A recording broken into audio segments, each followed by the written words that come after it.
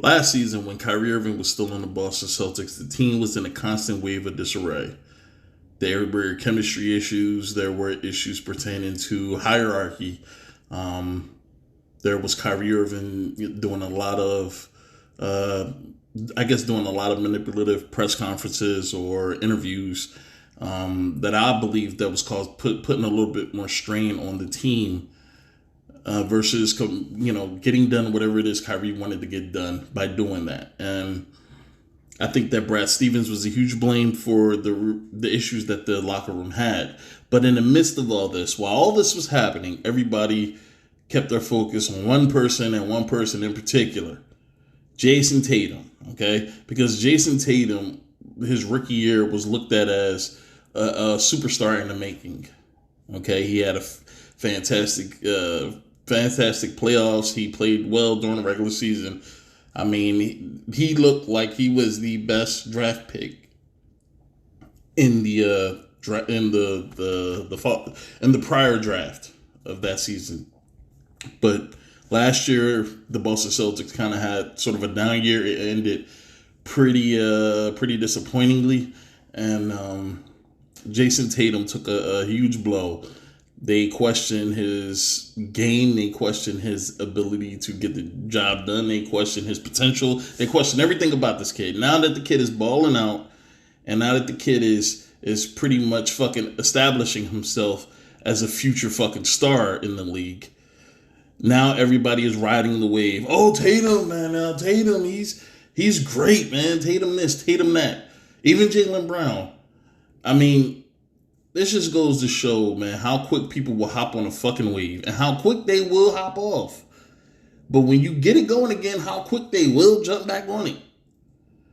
Okay? Now, when all this stuff was going on with the Boston Celtics, I'm just going to paraphrase a lot of what I was saying, but I was saying, look, it's too soon for us to crown this kid a superstar, and it's too soon for us to give up on him. Okay? Just because he had a down year, I remember Max Kellerman said something to the effect that it was Tatum's second year. If he did not prove himself last year, he probably won't ever prove himself to be something in this league. Something to that effect. And I hear a lot of this stuff being muttered all over the place where people will say, oh, this is it's like the thing with N'Keal Harry, the wide receiver for the New England Patriots. It was his rookie season. He was injured for 9 games out of a 16-game season. And they were treating it as he was a huge disappointment. And the same thing goes for Jaylen Brown and Jayson Tatum, man. Sometimes progress is gradual. Sometimes progress takes time.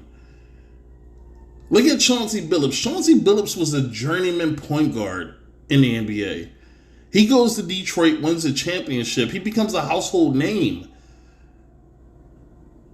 Look at Brook Lopez. Brook Lopez over the past 2 seasons have gotten more notoriety, more publicity than he got with the first 7-8 years that he was in the NBA. I mean, come on, bro. Like, sometimes progress is gradual. It is not something that people, that instant gratification thing, man, where you want it now. If a player doesn't perform up to your standards immediately, they're a bust. You have to give a player his rookie contract. You have to give a player at least his entire rookie contract before you start throwing out the word bust. Because you never know what's going to happen. I'm sorry it took a little longer. I just had to get that out. But let's get to the video, man. What player under 21 would you choose right now if you're GMing a team? I said this yesterday. I'm going with Luka Doncic. Now, I know his assist-to-turnover ratio isn't the best. It's 2-to-1, which is actually decent in the NBA. But it's this overall, he's been a pro since he's been 13 years old. Yep.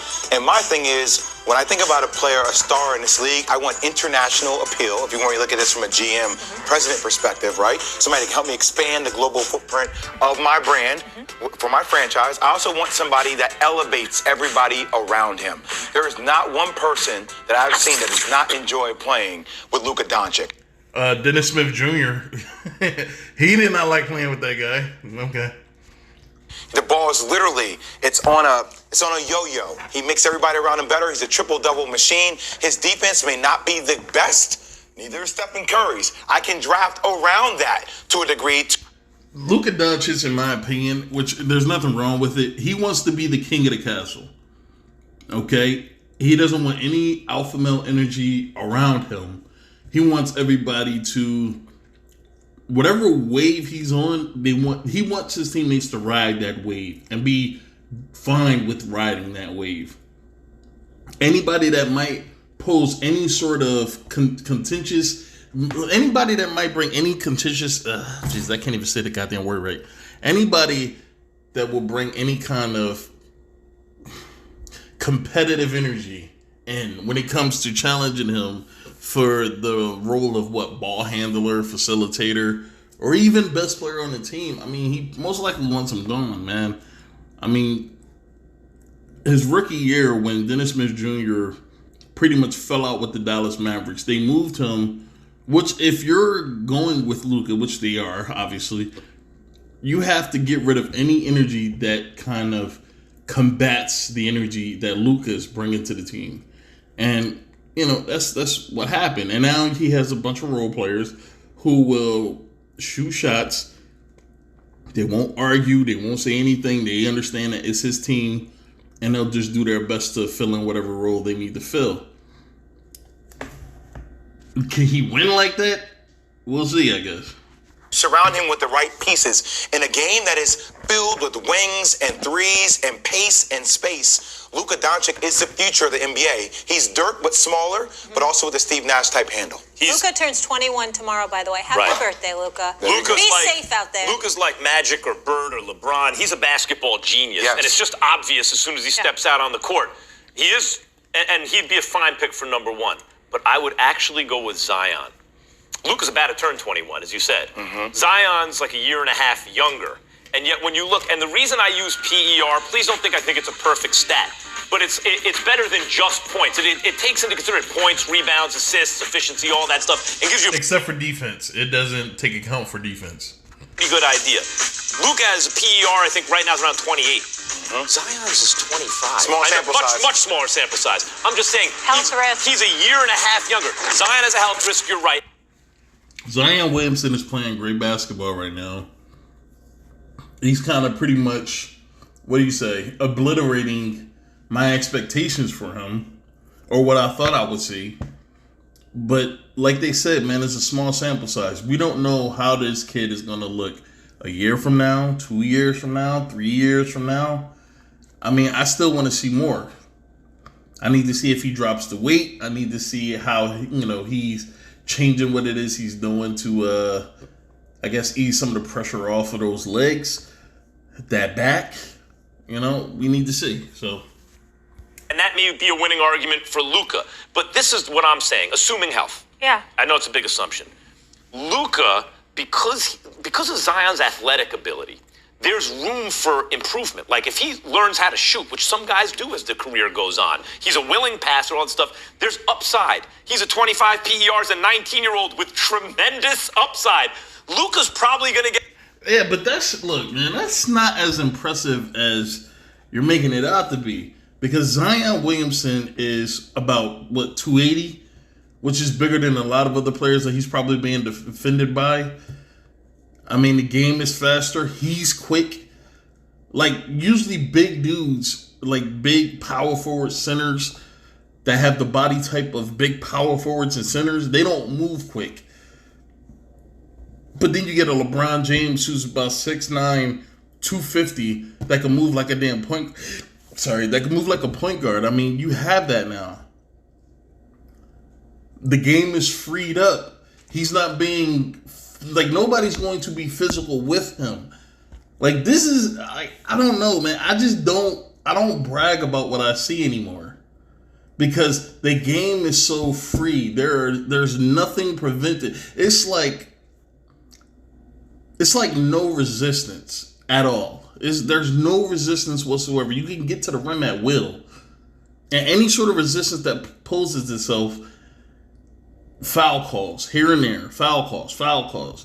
Like, I wouldn't be surprised if they had more strict lane violations. Not lane violations, like 3-second calls, like in the paint violations. Like you can't be in the paint for longer than 2 seconds. Like that type of shit, just to free the lane up even more. To just allow motherfuckers to run through that like a runway. Like this is where we are right now. This is why we're seeing players like this. I mean, it is what it is, man. A little better, but he's already what he's going to be. Like, how much better can he get at all these things he does? He can shoot a little better too, actually. So there is room. He can play a little better defense. He can become an even greater player. I just see it not being that different now. Zion just got here. He's younger, and he has more room for growth. I think Zion's durability, questionable durability, brings him out of that conversation. I think he's going to be a superstar. Please don't get me wrong. But I think he's going to be an oft-injured superstar. I don't like this whole superstar thing, man, because I think people throw it around too much. It's like the whole elite conversation in the NFL when we're talking about quarterbacks. Elite this, elite that. It doesn't take much to be called elite, just like it doesn't take much to be called a superstar. There are a couple of things that will qualify you as a superstar, and you need these things. Okay? You need extremely high marketability. The league should be able to throw you in a fucking commercial, and it just pulls interest. Like interest just floods in. Okay, you need to have extremely high marketability, but you also need to be a winner. And I'm not talking about winning 50, 60 games a year. I'm talking about championships, making it to the finals, winning the finals, stuff like that. Like, these need to be a criteria. They're not. And now we're just fucking calling anybody whatever we want, man. Like, I do not wish that on him. I love me some Zion Williamson. But he's so powerful and he plays with such veracity, I worry about him. Luka Doncic, a star. Rick Carlisle raves about him, of course, as well he should. Changed the fortunes of their franchise once he said, I came to my senses and handed this kid the ball and said, you're our point guard. We all know Luka Doncic can play, and we know what he's been doing since he was a kid, okay? And I think what you see with him is what you get. Now, what you're seeing is greatness, but what you see is what you get. Ladies and gentlemen, Jayson Tatum is 21 years old. Jayson Tatum is a phenomenal finisher. Jayson Tatum is a dog on defense. He's been one of the best young defenders in the NBA since coming to the NBA. His offensive game has improved dramatically. I mean, this guy can finish at the rim. He can shoot mid-range shots. He can hit free throws. He can shoot from fucking distance. And he's a great defender. And he appears to be selfless. And this is what I was talking about when I was talking about the whole Celtic dynamic, is that when you take Kyrie out of the equation, everybody loves to share the ball. They all enjoy playing with each other. Like, Kyrie was the ball stopper. He was the problem. Now you see Jayson Tatum and Jaylen Brown looking like the fucking dynamic duo. And then you bring in, and I said it, when they signed Kemba Walker, I said this is such a much more reasonable acquisition than getting Kyrie Irving. Because Kemba, coming from a team where they would be lucky if they made the playoffs, he comes to a team, man, that has all the ingredients to win. He's going to be happy to just be there. He's not going to try to step on any toes. He's not going to do any fucking interviews with the media talking about, look, I got to go call LeBron or some shit like that. Like, he's not going to do anything like that. He's going to play his role, try his best to give any advice, I guess, as a leader to the young guys, and he's going to try to be the glue, but he's not going to force people to adhere to whatever it is he wants them to do. He's going to play in the system. Now, I wish Brad Stevens would have spoke up a little more last year, but, I mean, we're here now. So, I think that Kemba Walker is the right personality. Now, I said that him and his game and Kyrie Irving's game are not that different. They are not that different. I just think that Kyrie plays at a higher level, but Kemba is just as good. And his attitude is a lot better. God, is he coming? It is a new day that is arriving before our very eyes. Probably going to be player of the month. The 30-plus point performances we I gotta say this real quick, and then I'll rewind it. Let Stephen A. see what he got to say. I think the Celtics have a dangerous dynamic right now, because if you can work Kemba into, you have a big three. You have Jaylen Brown, Jayson Tatum, and Kemba Walker, and if they could find a way to maintain this, find different avenues, even when the way they've been playing doesn't work, because you're going to have different contingencies in the playoffs. You're going to have to be able to switch it up, switch gears. You're going to have to be able to do this. But if they can find a way to... This is a dangerous situation, and dangerous in a good way, because you have two young guys, Jaylen Brown, Jayson Tatum, who are very similar to each other. They're both lengthy. They both could play good defense. They're both really great shooters. And then you got Marcus Smart, who's a dog coming off the bench. I mean, this guy could go out there and do anything you need him to do. I mean, they have the pieces. They have the chemistry. They have what they need to win within the next 3 years, a title. They have it. What I think they still need to do is they either need to develop one of those big men that they have. I'm thinking Taco Fall. I don't know if Taco is still in the G League or if he's back. But Taco Fall, they need to develop that kid as much as possible, because they have a 7'7" guy out there who can shoot free throws, defend, and also protect the rim. And you got him out there with Kemba Walker, Jayson Tatum, and Jaylen Brown. I think it's so dangerous what they can do right now. But we'll see, man. My God, is he coming? It is a new day that is arriving before our very eyes. Probably going to be player of the month. The 30-plus point performances we've seen from him. By the way, he shoots considerably better from three than Luka, and he's shooting better from the free throw line. The handle is there. The ups is there. And unlike Luka... And it looks like he put on some muscle, man. Like, when you look at his body type now from his second season, or from his first season versus the way he looks now, he looks a lot more toned up. I mean, you can just see the rips in his, like, he looks like he's been working out like crazy. Hopefully he gets stronger, but doesn't lose the finesse part of his game, because you want him to be as physical as he needs to be, especially when it comes to fighting off those injuries. You want him to be as physical as you need him to be, but you also want him to be able to maintain his shooting. You want him to be able to be as finesse as possible, but also as physical as he can be. Because I'm telling you, a physical dude in today's league, where everything is just so finesse-like, I think is such... like, look at Kawhi Leonard, man. Kawhi Leonard is a rough and tumble dude, man. He's a rough and tumble type of player, and sometimes it's hard to play against that guy, because everybody is a lot more finesse driven. Everything is so flashy, stylish. You throw somebody in there that can really get down with it, and and I think Tatum can be a guy like that. The defense is also there, and he's around the same age in the ball. I also don't see Tatum's athletic ability pitched at the highest level. His game is polished. So what I'm trying to say to you is this: it's polished, but he is ascending before our very eyes. Jayson Tatum is now scratching the surface of what we are on the verge of witnessing.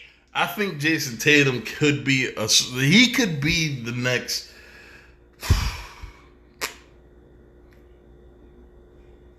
I'm trying to think, because I don't think he'll be like LeBron. Hopefully not. I hope he's not like. I hope his game isn't reminiscent of Kobe's, because Kobe was a phenomenal player. He was very entertaining, but Kobe was not a winner, man. And I know with 5 championships and all this other shit, sure, but without Phil Jackson to help him reach those heights, I don't know. All right, I think he has what it takes to be a leader, but also I think he has what it takes to not be as mentally fragile as a lot of other guys are. And I think, like with LeBron, I think that's what held him back for so long, especially like the first 8 years of his career, was he was fighting a lot of mental battles, okay, both externally and internally. And I think that's what stunted his growth in the NBA. Okay? But I think Tatum, man. Tatum he could be up there with Giannis, man, as far as MVP, going after the MVP award, fighting for fucking conference titles and NBA championships, multiple fucking All-Star. Tatum could be that, and I believe he could be that. I have confidence in the kid to know that I believe that he could reach those heights. I think Luka could be a good player in this league for a very long time. I think that his attitude, man, I think his demanding attitude is going to wear on people. And that's the same thing that happened to Kobe, that his demanding attitude kind of alienated the Lakers from actually bringing in people of substance. Because, I mean, who wants to play with a guy who's willing to punch you in the fucking eye over money that you apparently owed them? All right? Like, I don't know, man. I think Tatum could be different, and I think he could be good, man. And when I look at him, his ball handling skills, his sidestep, his step back, his three, his ability to drive and finish at the basket, he can do it all, and he plays defense. Who are we comparing to? Which is very rare in today's NBA, where a guy can literally do everything on the offense and plus play defense. And I'm not talking about being able to like steal the ball or anything. Actually defend three positions at least at a high level. Be a competent defender. But it's not just him. This is what I'm saying. It's not just him. Jaylen Brown and Jayson Tatum have similar games. Now I think Jayson Tatum could be better long term, but I think they're both so similar. This could be the fucking, oh my God, this could be Jordan and Pippen all over again. Like, it really could be. I don't know. Maybe I'm just getting ahead of myself. LeBron in the future, saying they could become the next LeBron. Luka. Let me ask you this question. When did that start for Jayson Tatum? Has that been the whole year? No. Okay, No. so that's my thing. Before I can say I'm willing to take Jayson Tatum over Luka Doncic, I want to see this kind of high. Oh my God, if you don't stop, man. Just because he wasn't posting up 30-point games early on in the season, he was a fucking all-star. Come on, bro. You can't, see, this is what I'm talking about. People are so... they want shit now, man. Oh, he waited until the 4th month of the fucking NBA season to actually do any of what he's doing now. But Luka's been doing it all year. Like, come on, bro. Like, we'll see, man. We'll see once the playoffs get here, man. We'll see. Level superstardom that you're talking about, sustained for a longer period of time. But I would dare say to you, I think you're being unfair to How Thank you. And this is what I'm saying. Because people flip-flop so much with this guy. Instead of letting his career play out, people are like, he's great. He's not great anymore. He's great again. But he wasn't great at the start of the season, though. He just now started being great. Like, they've been unfair with this kid since he was drafted. Just like Jaylen Brown, man. Like, this is where we are, man. Like, let me explain. Please do. Because we have to take into consideration what he is asked of. You got to remember. Thank you. No, but that doesn't matter, though. It doesn't matter the system you play in. It doesn't matter who you play with. It doesn't matter. Luka is the man in Dallas. He's the man. He's the guy that you look to. Luka, you need to go out there. You need to get us this win. Okay? In Boston, you have so many different pieces, man. You have Kemba, you have Jaylen Brown, you have Marcus Smart. Any one of those guys can go off and have a great night, which will take away from what it is you do. Early on in the season, man, it was fucking Jaylen Brown. Jayson Tatum played well. He was an all-star. It's not like he didn't play well at the beginning of the season. I don't know, man. Maybe I'm doing too much. I don't fucking know. One of the reasons the Boston Celtics felt the need, they didn't mind Kyrie walking away. They didn't mind bringing on Kemba, and they've been raving about Kemba because what you had was a situation where the Jayson Tatum, even though I think the Gordon Hayward situation and how that was handled initially last season, Tatum needs the ball. Yeah, Tatum, Brown, they were compromised. Tatum's not being compromised right now. Now, when he gets back, he's going to have to adjust to playing with Kemba. But I'm talking about us seeing with our own eyes what he can do. Let me make the Not case somebody for else Zion. holding him back on his own Let me team. make the case for Zion. I agree with you. There's an injury risk there. I love Tatum, and I was talking love about all Tatum. these players, Tatum by was the going to way. be the All primary these players. Whether in the option combo, on a so championship that's contender. I thought that heading into this year about Tatum, and Luka's amazing. When you talk about the three players that have come along who have put distance between themselves and the rest of the league in the last 30 years, there was Michael Jordan, and we're not close to Michael Jordan. There was Shaq in his prime, and then there's LeBron in his prime. There was... I don't know about that, because LeBron, for a guy, he supposedly dominated the last, 15 years? I mean, LeBron pretty much has been getting his ass cheek smacked in the fucking NBA Finals. I mean, there seem to be people that are, that... I'm just saying, look, statistically, LeBron James does set himself up. He set himself apart a long time. For a long time, he was just better than everybody else, statistically. But when it came to the playoffs, you had Boston, you had Orlando, you had, not Chicago, but, you had other teams, man. I don't know. You had other teams. And then LeBron went to Miami, went up against, the Dallas Mavericks, the San Antonio Spurs, the Golden State Warriors, Kevin Durant, Steph Curry. Not Steph Curry. Steph Curry kind of plays like shit in the NBA Finals. But, I mean, he has never really set himself apart, I guess, as far as winning titles, man. And now the league has caught up to him statistically. I don't know, man. I don't know if LeBron has been... I don't know if he's ever had that gap. Okay? I don't think he's ever had that gap. But, he is clearly... He has been one of the best players... No, the best player. I can see that. He's been the best player for 15 years.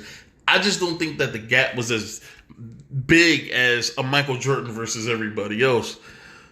Or, a Shaq versus everybody else. And then the next guys, everyone else is in a pack down here. And what did they have in common?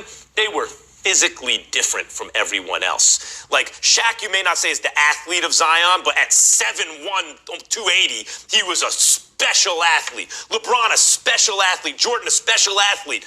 Luka's great. Magic was great. Bird was great. But I'm talking about the titans that just dominate the game, all have different athletic ability. Of all these three guys, there's one with different athletic ability. He's also the youngest by almost 2 years. That's Zion Williamson, and he's box office. I think he's box office. The only thing, obviously, durability. And look, we're picking all these fine little needles, and these they're all great. They're all incredible.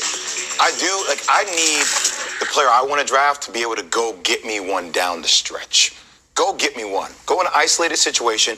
I don't know if Zion is all the way there. I think he can get there. Yeah, but you're going to make that sure. bet. But that's the one thing I worry about him, right? He's going to be this player for most of his career, I think, that plays so well off of people that provide him spacing. All right, I gotta say this real quick, and then I'm done. But I think Luka can. I think that he's a great facilitator. I think that he is a stat sheet stuffer. But I would have to see how he plays as the best player on the team in the playoffs. Once the playoffs get here, questions will get answered. The playoffs always have a tendency to answer questions. And we'll see how each of these players, not Zion, because I don't think the New Orleans Pelicans are going to make the playoffs, but next season, okay, for Zion. But this season, we're going to see how Jayson Tatum and the Celtics fare, and we're going to see how Luka Doncic and the Dallas Mavericks fare, and we'll see who shows the biggest potential as far as, I guess, being a superstar, because there are levels to this. But I'm done.